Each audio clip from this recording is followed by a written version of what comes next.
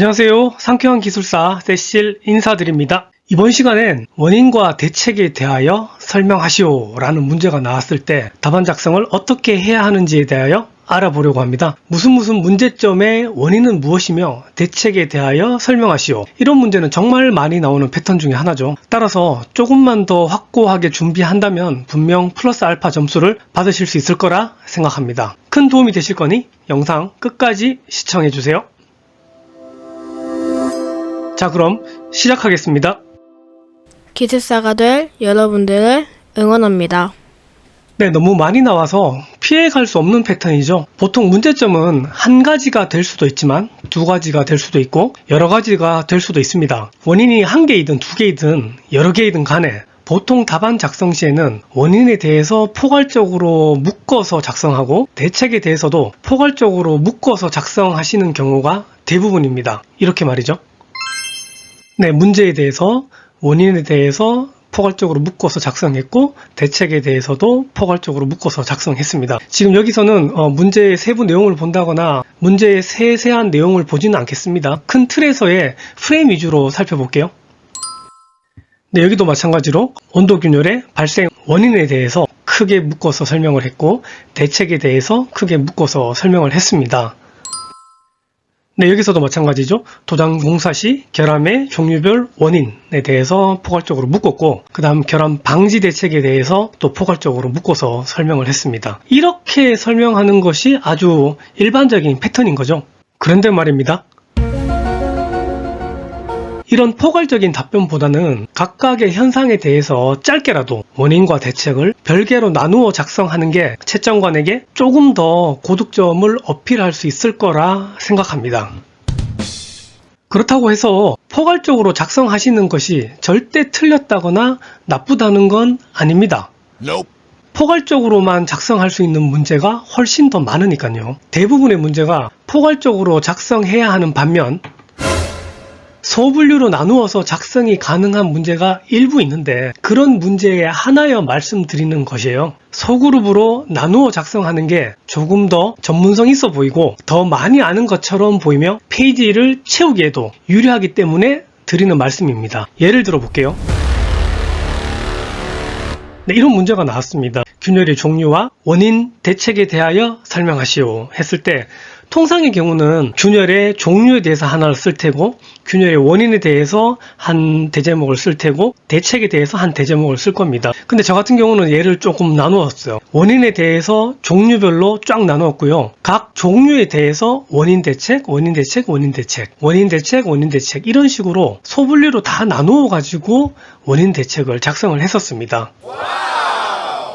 네, 이 문제 역시도 같은 맥락입니다. 균열의 종류별 발생 원인 및 대책인데요. 균열의 종류에 대해서 원인 대책, 원인 대책, 원인 대책, 원인 대책, 원인 대책 이렇게 나누었고요. 앞에 문제랑 거의 주제는 같은데 이렇게 두 개를 만들었던 이유가 앞에 장에 있었던 문제는 제가 건설안전기술사 때 제출했던 답안 작성 형식이고요. 지금 이 문제는 제가 건축시공기술사를 준비할 때 작성했었던 답안 작성 형식입니다.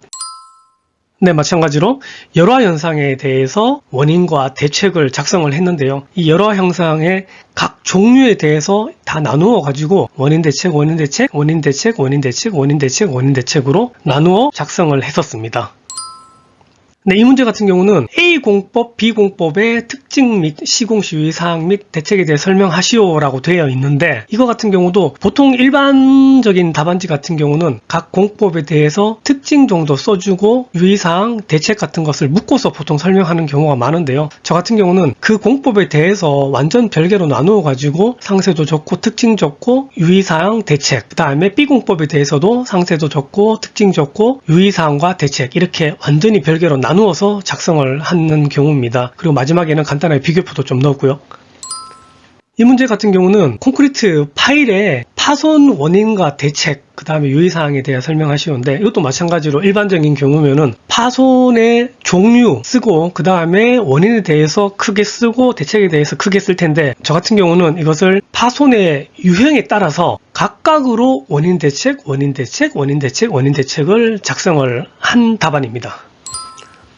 네, 이 문제도 적용 가능한 폼의 종류와 대책에 대해서 써라는 내용인데요. 각 폼에 대해서 다 별개로 나누었고요. 그 폼 각각에 대해서 원인 대책, 원인 대책, 원인 대책, 유의사항을 쓴 경우입니다.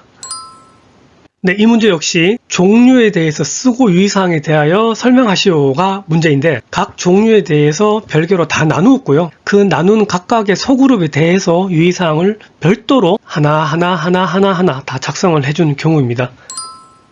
네, 이 문제도 어떤 결함의 종류와 원인 및 대책에 대하여 설명하시오인데 그 결함의 종류를 일일이 나누고요. 그 각각의 결함에 대해서 원인 대책, 원인 대책, 원인 대책을 다 나누어서 작성을 했었습니다. 통상의 경우는 묶어서 원인을 만들고 묶어서 대책을 작성을 하는데 저는 별개로 나누었습니다.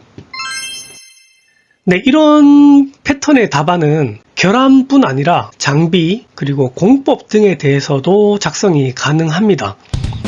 결함, 장비, 공법을 일단은 첫 번째 나누고 두 번째는 A 결함, A 장비, A 공법별 원인 및 대책, 두 번째는 B 결함, B 장비, B 공법별 원인 및 대책, 세 번째는 C 결함, C 장비, D 공법별 원인 및 대책. 만약에 D, E, F가 있다면 계속 유사하게 작성을 해주시면 되는 겁니다.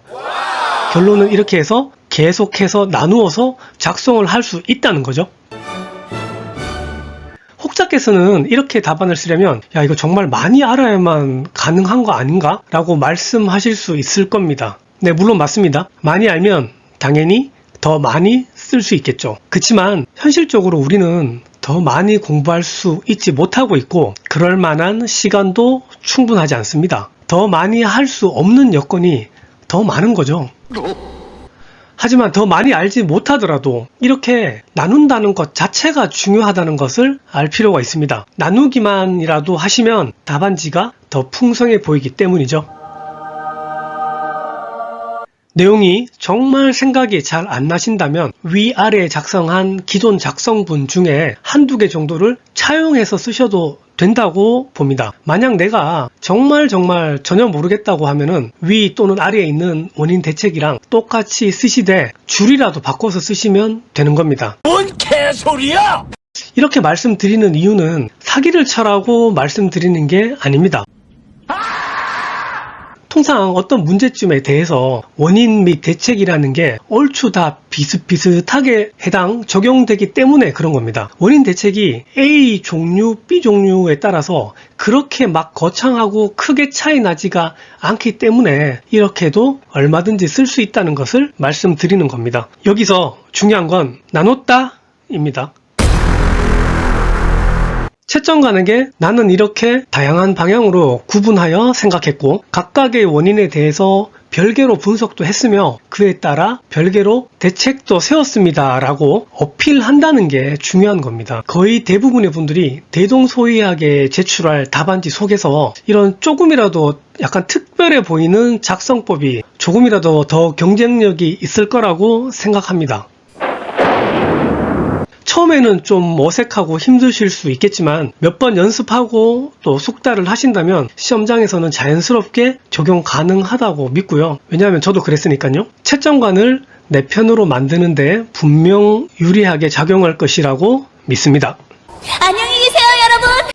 이번 시간 내용 정리해 보겠습니다. 원인과 대책에 대한 문제는 종류별로 나누어 소그룹별로 작성하여 채점관에게 꽉 차고 알찬 답안임을 자신있게 어필하자. 본 영상이 도움이 되셨다면 구독과 좋아요 부탁드립니다. 기술사 세실이었습니다.